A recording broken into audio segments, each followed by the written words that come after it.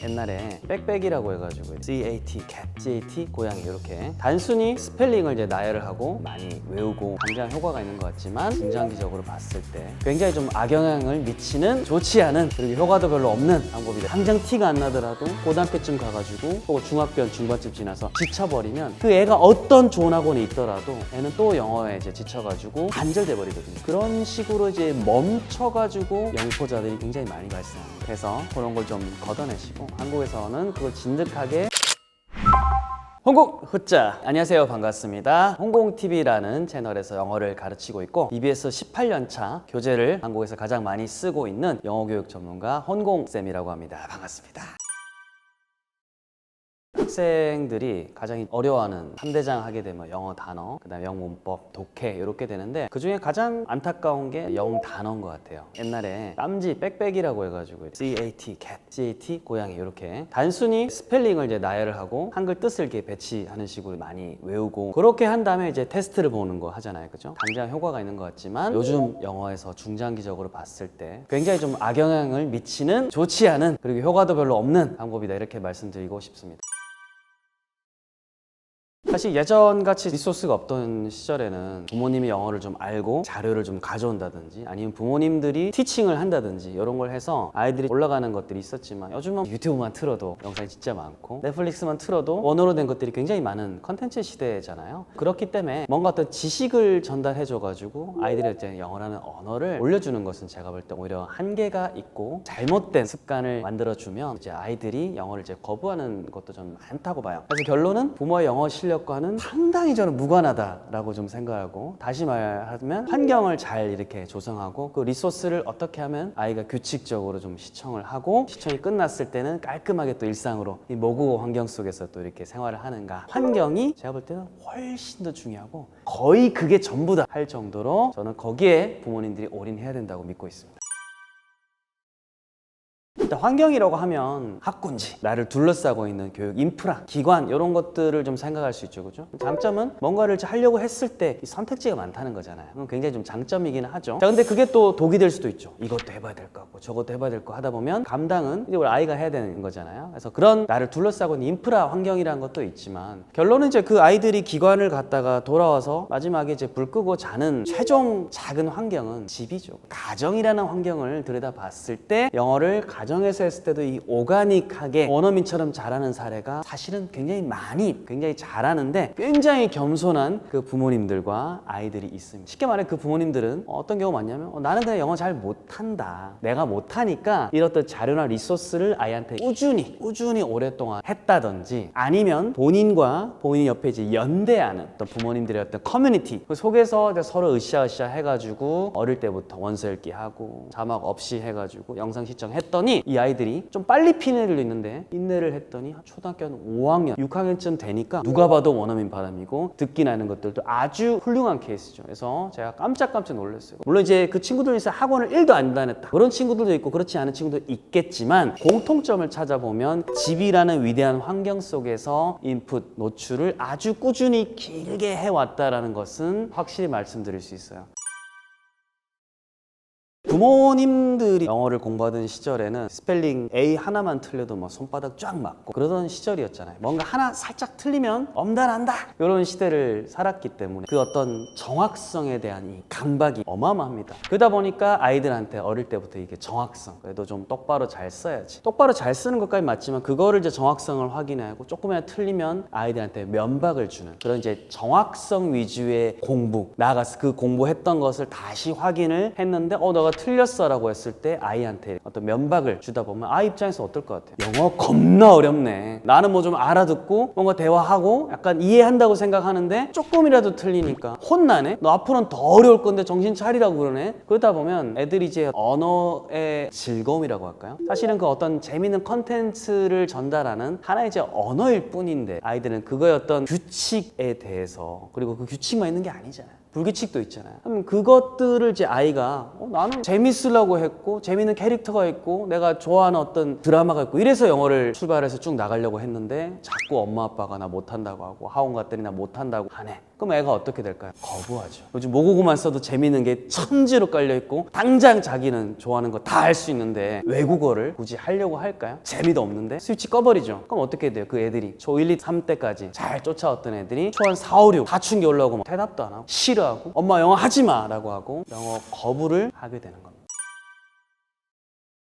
저도 이제 두 아이의 아빠로서 현장에 나가보면 어쩔 수 없이 이거라도 안 시키면 진짜 아무것도 안 하지 않겠느냐, 아무것도 안 하는 것보다는 그래도 시켜야 되지 않겠느냐 라는 또 그분들의 논리를 저는 이해가 돼요. 근데 생각해보세요. 어차피 보낼 거잖아요. 학원이 티칭만 하진 않죠. 타가 기능도 하잖아요. 부모님 돌아오는 동안 애가 덩그러니 집에 있으면 걱정도 되고, 이왕 이제 학원을 보내니까 같은 값이면 그 학군지에서 좀 더 잘한다는 학원, 뭔가 좀 마감이 빨리 되는 학원, 그런 데 좀 보내고 싶은 것이 사실은 부모의 마음일 겁니다. 하지만 동시에 또 현명하신 부모님들은 그런 생각도 돼요. 학원에 간다고 또 다 소화를 하는 것도 아니란 것도 부모님들은 알아요, 사실. 그래서 요는 학원을 보낸다라는 행위 자체는 그냥 동의합니다. 다만 일전제는 가정에서 부모님들의 어떤 습관이라는 것들이 롤모델이 이루어지고 있는가, 부모님들이 모범을 보이는 삶을 살고 있는가, 조금이라도 짧게 보내지만 그 안에서 이제 아이하고 이렇게 같이 뭔가를 찾고 공부하는 그것이 기본적으로 되는가, 그런 상황에서 학원은 학교 다음으로 이루어진 어떤 보조적인 기관인 거잖아요. 좋은 학원에만 가면 모든 것이 될 것이다라는 그 생각이 이제 갈수록 그런 쪽으로 물들다 보면 아이는 삐뚤어지게 되고, 당장 티가 안 나더라도 고등학교쯤 가가지고 혹은 중학교 중반쯤 지나서 지쳐버리면 그 애가 어떤 좋은 학원에 있더라도 애는 또 영어에 이제 지쳐가지고 단절돼 버리거든요. 그런 식으로 이제 멈춰가지고 영포자들이 굉장히 많이 발생합니다. 그래서 요컨대 학원을 보낸다는 것은 기본적으로 가정과 학교에서는 충실해야 된다는 거, 그리고 나아가서 아이가 부족함이 있다는 것을 느끼면 부모님하고 대화를 해서 그 부족한 것에 대해서 보강을 한다, 보충을 한다라고 생각하고 학원을 다니는 게 일단 출발선이 되면, 그러면 그 다음에 어떤 학원을 다니는지는 부차적인 문제인데 거꾸로 가고 있지 않나요? 학원에 일단 보냈으니까 덜 미안하고, 좀 더 나은 학원 보냈으니까 너 견뎌야 돼, 그래야 너 나아질 수 있어. 사실은 집에서 학교에서 애가 얼마나 잘 생활하는가, 그리고 내가 부족한 게 있으니까 가는 거지 라는 생각이 가족 구성원 간의 동의를 이룰 때 나가야 되는데, 우리는 거꾸로 가는 것은 아닌지 한번 생각해 봐야 됩니다.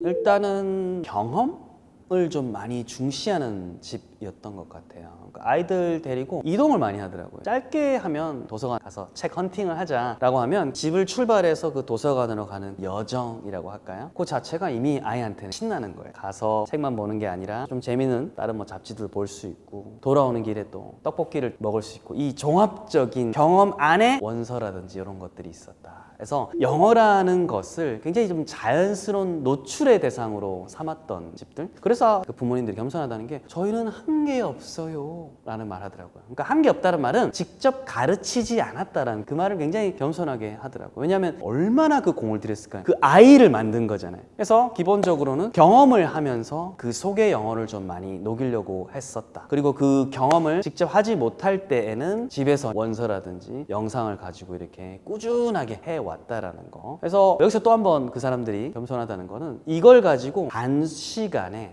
해야 된다 영어가, 이런 욕심도 없더라고요. 어떤 목표에 대한 것들도 굉장히 좀 욕심이 없는 그런 겸손한 자세, 그 자세를 가지고 영어를 야금야금 먹어갔다. 그리고 시간이 지나 보니까 그 영어라는 것을 먹은 만큼 애의 영어 자아가 자라 있었다. 그리고 본인은 어머 저는 한 거 없는데 라고 말씀을 할 뿐이었다.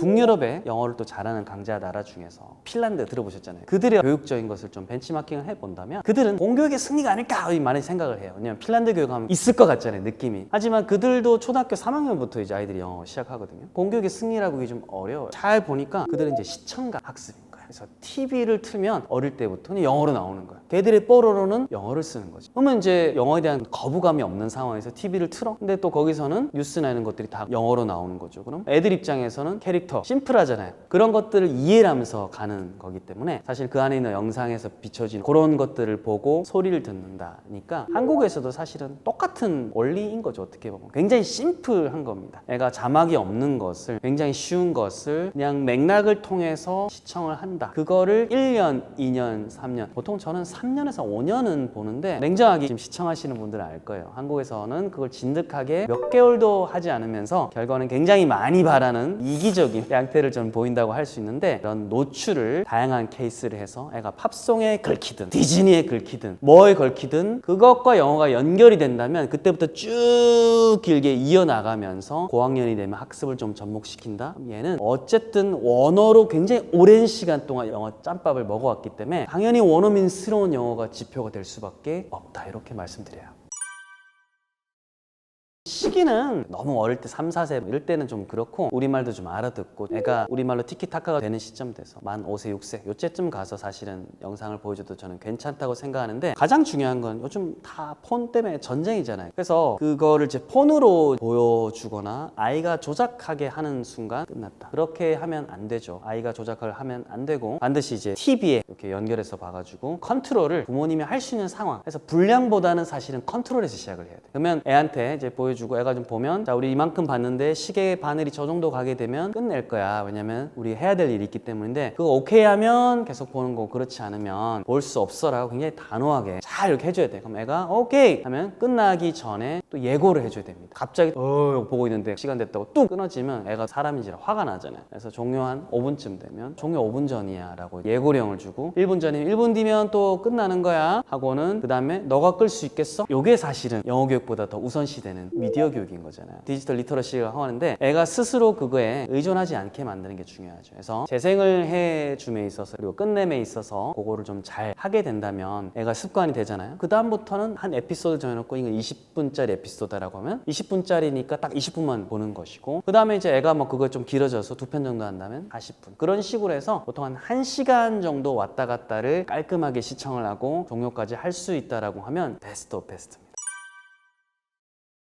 저는 단어장을 가지고 공부를 하면 거기 있는 예문을 저는 그냥 외웠던 것 같아요. 많은 친구들이 ball이라는 단어가 있으면 이거를 이제 BALL 공, BALL 공 이렇게 하게 되면 이제 시험 때 바로 효과가 있잖아요. 확 쓰고 이제 공, 다음 거 빨리 미리 써놔. 머릿속에서 녹고 있거든요. 막 그런 식으로 많이들 공부를 했었죠. 근데 저는 이제 ball이 있으면 항상 예문이란 걸 먼저 저는 봤었거든요. 왜냐면 저는 옛날부터 영어를 말을 실제로 잘하고 싶은 욕구가 강했던 것 같아요. 중학교 때부터. The ball is different 이란 게 있으면 그 문장을 보면서 그 안에 어쨌든 ball이 있잖아요. 그럼 그 ball은 누가 봐도 이 단어장에서 중요한 단어라는 거는 알아. 근데 많은 사람들은 다시 BALL이라는 더 현미경 속으로 들어간단 말이죠. 근데 ball을 아무리 알면 뭐하냐 이거죠. BALL과 공을 매칭하는 것이 단어의 완성이다라고 생각하는데, 저는 아니다. The ball is different라고 말을 하는 게 그 ball을 활용하는 거의 완성이라고 저는 봤던 거죠. 어떻게 보면 단어장 하나에 3,000개의 단어가 있다고 하면 그 친구들은 3,000개 단어들을 쪼가리 내서 알파벳으로 공, 학교 했던 거고, 저는 했던 단어 또 나오고 연결될 거잖아요. 3,000개의 문장을 몇 번씩 썼으니까 10,000개씩 공부했겠죠. 그럼 시간이 흘렀을 때 같이 시간을 보냈지만 어떤 사람들은 스펠링만 좀 남고 말을 하려니까 또 머릿속에 이제 번역기를 돌려야 되는, 작금의 이 시대의 대부분의 제 또래들이 겪는 현상이죠. 그러니까 이게 즉각적으로 이루어지지 않으니까 힘들죠. 외국 가면 어떻게 돼? 뭐 바로바로 해야 되는데 안 되고, 항상 가게에서 나오고 나면 아하 나 차별당했구나, 갑자기 기분이 나쁘다든지 시차가 생기는 영어가 된다는 거죠. 그래서 다시 돌아와서 문장 단위로 저는 많이 했었고, 단어장도 나중에는 그 수준에 맞는 걸 없는 거예요. 그러면 제가 공부했던 원서나 교재나 나왔던 것들을 문장째 옮겨가지고 또 문장장을 만들어서 저는 고등학교 때까지 한 3-4권 정도 문장을 그냥 외운다긴 그렇고 그냥 그 문장 자체를 내가 계속 그거 삶아야지 그런 생각으로 했더니 나중에 몇백 개 정도 문장이 남더라고요. 근데 아시겠지만 쉬운 영어, 우리 200개 300개 문장만 알아도 사실은 내가 웬만한 것들이 있기 때문에 포기를 하지 않게 되고 계속 공부를 할 수 있거든요. 그 지점이 제가 이제 대학생 때 바닥이 됐지만 돌이켜보니까 문장이 많이 남아있는 거예요. 그래서 제가 영어 재기를 해서 EBS 강사도 하고 해외에서 지금은 캠프 유학 사업을 할 때도 파트너들하고 대화하는데 크게 문제가 안 되는 학창시절의 피결이라고 볼 수 있을 것 같아요. 부모님들 아마 이 단어 공부를 지금 아이랑 의논할 수 있는 시간은 얼마 남지 않았습니다.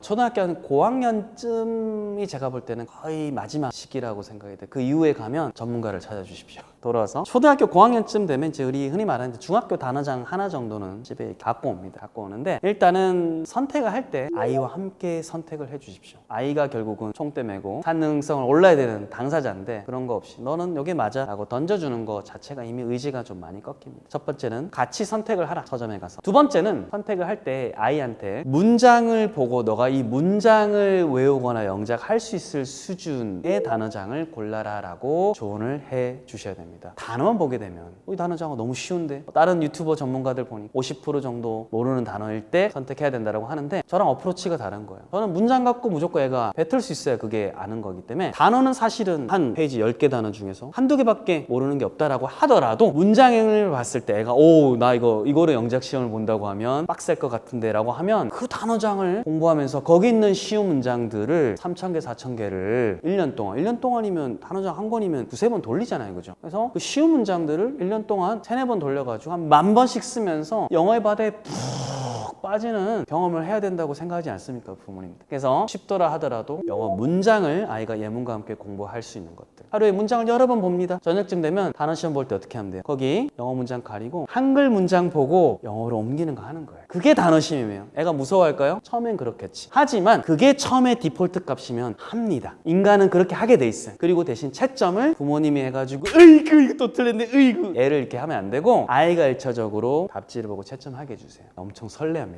그래서 애가 안다고 생각했던 것을 틀리는 걸 발견하는 게 아름다운 거예요. 왜냐면 애들은 무조건 다 안다 그러거든. 그리고 모르면 망했다 그러거든. 중간이 없어요. 어느 지점을 내가 어느 정도밖에 안 했더니 부족하더라. 애들은 그게 없어요. 어른들도 그런 메타 인지가 안 되는 경우가 많습니다. 그래서 아이가 답지를 보고 채점하면서 내가 이거 안다고 생각 틀리네? 부모님이 잔소리할 게 줄어든. 애가 또 계속 틀려. 나 어를 계속 빼먹네? 본인이 나중에 문법 공부하게 돼 있어요. 문법이 부족하다는 걸 알게 됩니다. 그런 다음에 어른들이 해줘야 될 건 뭘까요? 애가 채점한 걸 보고 다시 파란색 같은 거 다른 색깔을 보면서 너가 이거 했는데 이게 빠졌더라 라고만 알려주면 애가 답지 보고 했는데도 내가 또 틀린 게 있어? 라는 걸 그걸 보면서 그냥 메타인지적으로 접근을 하게 되는 거죠. 그러면서 애들이 강화가 되는 겁니다. 근데 그게 아니라 그냥 애들 어떤 자극만 줘서는 두려움만 쌓이는 거고 자신감만 줄어드는 거거든요. 그래서 학창시절에 혼 많이 났던 사람들 그 덕분에 어떻게 보면 대학도 진학하고 다 했을 겁니다. 하지만 시대가 달라졌죠. 문장 이상 뱉지 못하면 우리 어떤 어젠다에 대해서 대화를 이끌어 나가지 못하면 힘들다는 거 우리 부모님들 너무나 잘 아실 거예요. 그래서 지금의 아이들의 상황에서는 무조건 문장 단위 이상 해야 되고 문장 단위를 우리 아이들이 직접 판단했을 때 내가 이게 부족하네 라는 것을 느낄 수 있는 기회를 줘야 됩니다. 부모님이 대신 바로 채점하면 그 기회를 뺏는 겁니다. 제발 아이들이 성장할 때 받게 되는 트로피마저 뺏지 말아 주십시오. 우리 부모님들도 영어를 잘 했었고 혹은 더 잘 하고 싶었고 그것이 내 자식을 사랑하는 마음하고 합쳐지다 보니까 때로는 짠하기도 하고 때로는 화가 나기도 하고 할 겁니다. 하지만 이 감정만으로 교육을 할 수는 없어요. 우리 부모님들이 너무 감정적이게 되면 아이들이 긴 계획을 세우고 공부하기는 어렵습니다. 그래서 그런 걸 좀 걷어내시고 오늘 이야기 들었던 거를 바탕으로 우리 아이가 초등 때는 어느 정도 목표까지 갈 수 있을지를 객관적으로 좀 설정을 해서 노출을 바탕으로 애가 무자막인 것을 꽤 재밌게 볼 수 있는 것을 가정에서 해줄 수 있는 선물이다 라고 생각하면 그 선물까지는 즐겁게 주시고 그 다음에 학습에 있어서 요거를 너무 연결지어 가지고 스트레스 주지 마시고요. 대신에 고학년쯤 되면 물러설 수 없죠. 그때는 덩어리 위주, 문장 위주로 공부를 하게 하고 테스트도 보세요. 하지만 그 테스트 자체가 아이에게 자신감을 잃게 하는 것이 아니라 구조적으로